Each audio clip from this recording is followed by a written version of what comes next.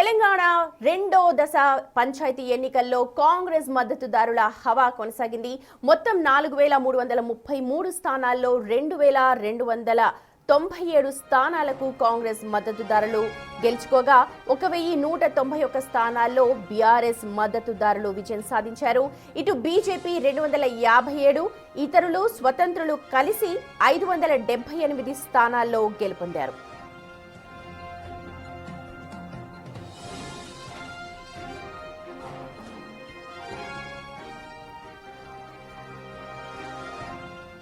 నల్గొండ, ఖమ్మం, కామారెడ్డి, జగిత్యాల, సంగారెడ్డి, వికారాబాద్, సూర్యాపేటలో కాంగ్రెస్ బలపరిచిన అభ్యర్థులు మెజారిటీ స్థానాలు గెలిచారు.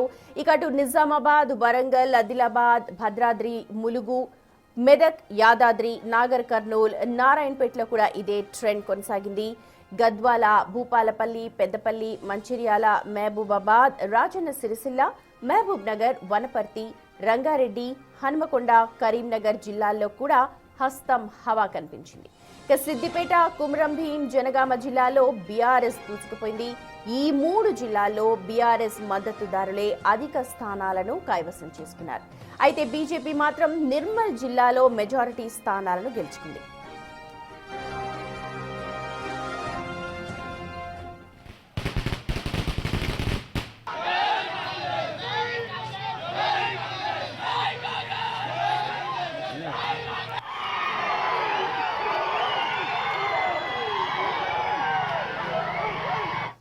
జిల్లాల వారీగా ఒకసారి ఫలితాలను గనక పరిశీలిస్తే నల్గొండ జిల్లాలో కాంగ్రెస్ బలపరిచిన అభ్యర్థులు అత్యధిక స్థానాలను గెలుచుకున్నారు.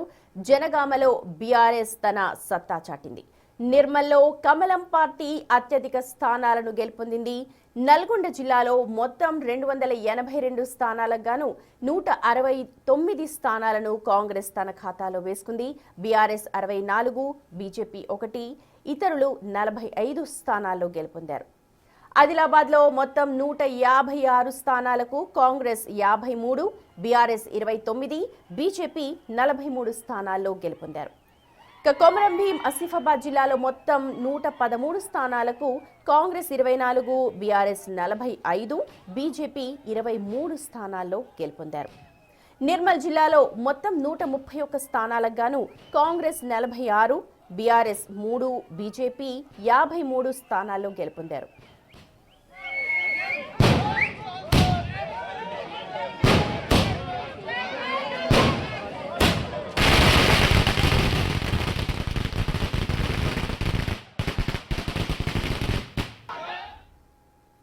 రైట్, ఓవరాల్ గా రెండో ఫేజ్ లో కూడా పంచాయతీ ఎన్నికల్లో కాంగ్రెస్ అభ్యర్థులే మెజారిటీ స్థానాలు కైవసం చేసుకున్నారు. కరీంనగర్ నుంచి మా ప్రతినిధి శ్రీనివాస్ లైవ్ లో జాయిన్ అవుతూ ఉన్నారు. రైట్ శ్రీనివాస్, ప్రస్తుత సిచ్యువేషన్స్ ఏంటి అక్కడ? సుమతి, మొదటి విడత లాగానే రెండో విడత లోపల కూడా కాంగ్రెస్ సర్పంచ్ ఎన్నికల లోపల ఇటు మెజారిటీ స్థానాలు గెలుచుకున్నటువంటి పరిస్థితి కనబడుతుంది. ముఖ్యంగా ఇటు ఏదైతే మాజీ మంత్రి బీఆర్ఎస్ వర్కింగ్ ప్రెసిడెంట్ కేటీఆర్ ప్రాతినిధ్యం వహిస్తున్నటువంటి సిరిసిల్ల నియోజకవర్గం అంటే ఒకప్పుడు ఇది బీఆర్ఎస్ అడ్డగా ఉండేది. ఇక్కడ మాత్రము జరిగినటువంటి ఎన్నికల లోపల ఇటు సిరిసిల్ల జిల్లా లోపల సిరిసిల్ల నియోజకవర్గంతో పాటుగా ఇటు వెమ్లవాడ నియోజకవర్గం లోపల కొన్ని మండలాల లోపల ఎన్నికలు జరగగా ఇక్కడ కూడా దాదాపుగా మెజార్టీ స్థానాలు కాంగ్రెస్ పార్టీ గెలుచుకోవడం కూడా జరిగింది. అయితే వాస్తవానికి ఇక్కడ బీఆర్ఎస్ హవా ఉంటుంది అని చెప్పి చాలా మంది కూడా భావించినట్టుగా, కానీ మొదటి విడతలో లాగానే రెండో విడత ఫలితాలు కూడా రావడం జరిగింది. సిరిసిల్లలో తీసుకున్నట్లయితే మొత్తం 88 స్థానాలు అక్కడ సర్పంచ్ ఎన్నికలు జరగగా కాంగ్రెస్ పార్టీ 38, బీఆర్ఎస్ పార్టీ 32, అంటే దాదాపుగా 6 ఎక్కువ మెజార్టీ అయితే కాంగ్రెస్ పార్టీకి రావడంతో అయితే చాలా మంది కూడా బీఆర్ఎస్ ప్రాతినిధ్యం వహిస్తున్నటువంటి కేటీఆర్ కు ఇలాకా లోపల బీఆర్ఎస్ పార్టీ ఆధిక్యత ఉంటదని చెప్పుకున్నా కానీ 6 స్థానాలు మాత్రం ఎక్కువ గెలుపొందడం కూడా జరిగింది. ముఖ్యంగా చెప్పుకోవాల్సింది ఇక్కడ రాజన్న సిరిసిల్ల జిల్లా లోపల మిడ్మానేరు సంబంధించినటువంటి ముంపు గ్రామాలు ఉంటాయి. ముంపు గ్రామాల లోపల గత 10 ఏళ్ల కాలం లోపల కేసీఆర్ ఎన్నో హామీలు ఇచ్చాడు.